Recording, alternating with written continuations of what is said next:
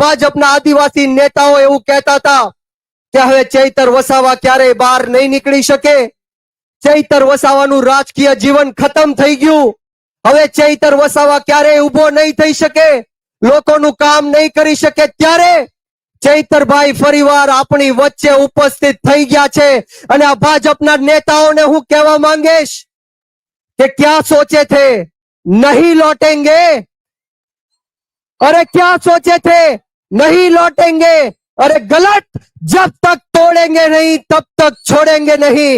ये आम आदमी पार्टी ना लोको आंदोलननी कोखमांथी जन्मेला लोको छे, गरम तपती भट्टीमांथी निकळेला लोको छीए। आम आदमी पार्टीनो एक एक होद्देदार अने एक एक कार्यकर्ता ખેડૂતો, યુવાનો, આદિવાસી સમાજ માટે મોતને મુઠ્ઠીમાં લઈને ફરે છે।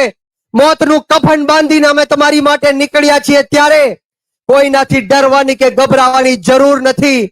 આમ આદમી પાર્ટી આવનારા દિવસોમાં સત્તા પરિવર્તન કરવા માટે જઈ રહી છે, ત્યારે હું યુવાનોને ખાસ કહેવા માંગીશ કે યુવાનો, તમે શહીદ આઝમ સરદાર ભગતસિંહને માનવા વાળા લોકો છો, શહીદ સુખદેવ અને રાજગુરુને માનવા વાળા લોકો છો, અશફાકુલ્લા ખાન, ઠાકુર રોશનસિંહ, રાજેન્દ્ર લહેડી, 18 વર્ષના શહીદ ખુદીરામ બોઝને માનવા વાળા લોકો છો।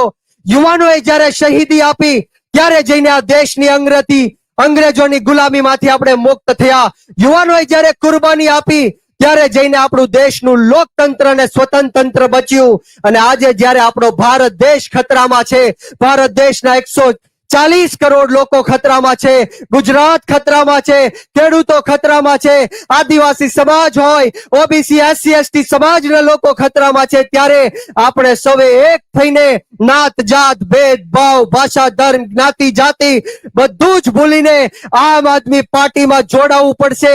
આ એકમાત્ર એવી પાર્ટી છે જે યુવાનોને તક આપે છે।